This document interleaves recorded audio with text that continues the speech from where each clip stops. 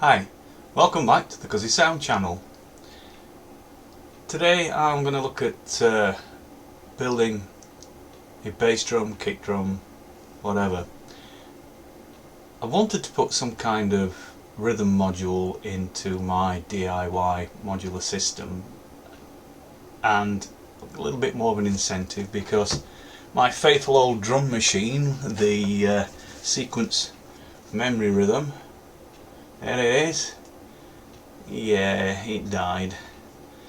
I think I might be able to find some kind of schematic that will help me work out what's where, and although, as I always say, I'm no expert, I might be able to find a few things that I can test whether signals coming through in places where it looks like a signal should come through. Anyway, that's another day. I'm kind of sad, but moving on.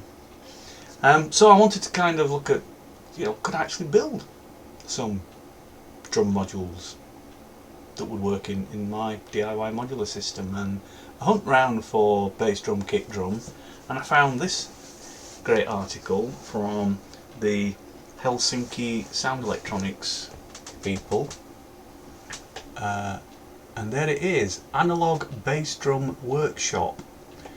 There's a link to the article in the description down below. Go check it out. It will tell you how to put the circuit together, and it will tell you a little bit of how the circuit works, and by following this I managed to put together the breadboard version that's described in the article, and I'm reasonably pleased with the outcome. Yeah, it's not a full drum machine, but it's a start to get some rhythm, or kickstart if you like. Oh, sorry about that. Let's go and have a look at the breadboard circuit. This is the breadboard circuit I put together following the instructions in the Helsinki sound electronics document. It runs on a 9-volt battery. You require a reference voltage because it's a single rail supply, so there's a couple of resistors acting as a voltage divider here, and they provide a roughly 4.5 volt reference voltage to give the circuit its kind of central point. The details of how and why that's important are all in the document. As I often say in these videos, I'm not an electronics expert by a long way, but I can just about follow a schematic and a few instructions. So what do we have? Well, in the centre there we have the LM358 op amp.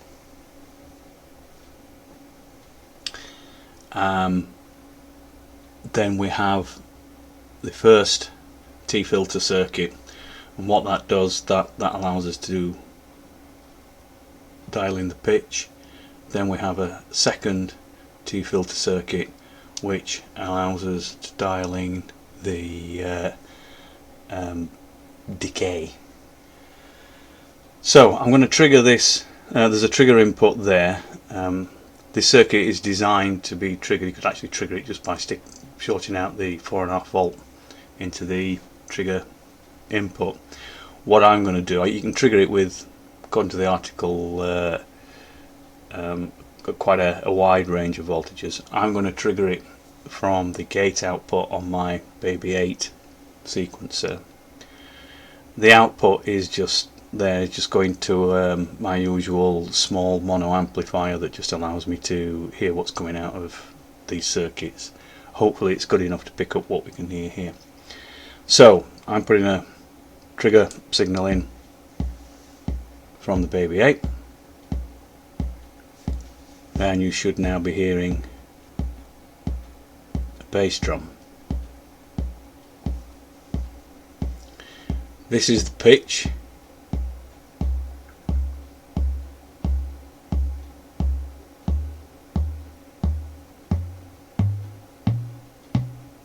Sounding more like a tom-tom now than a bass drum. But that's about as high as it's going to go with this arrangement. But that's a fairly credible bass drum. There's a bit of a click from the trigger signal, but depending on how purist you want to be, it kind of gives it that kick feel.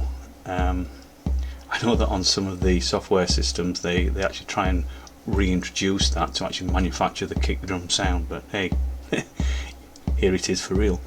The decay, I've not got any decay dialed in yet, but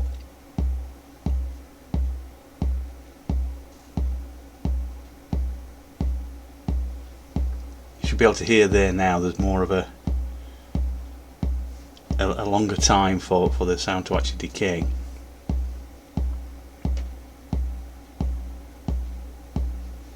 Obviously a lot more pronounced there.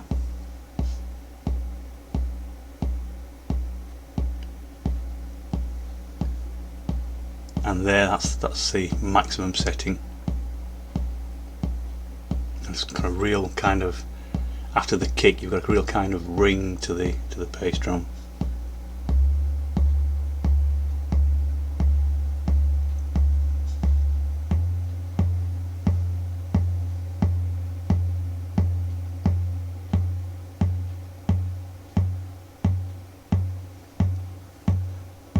I've got a kind of quite dry tom there.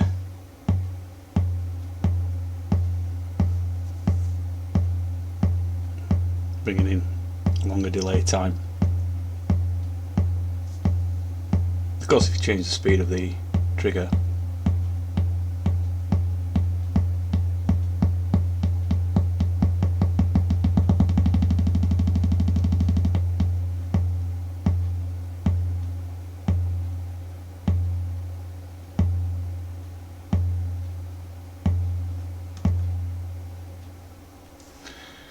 fairly basic circuit, but if you're looking just for a fairly basic rhythm sound, it works.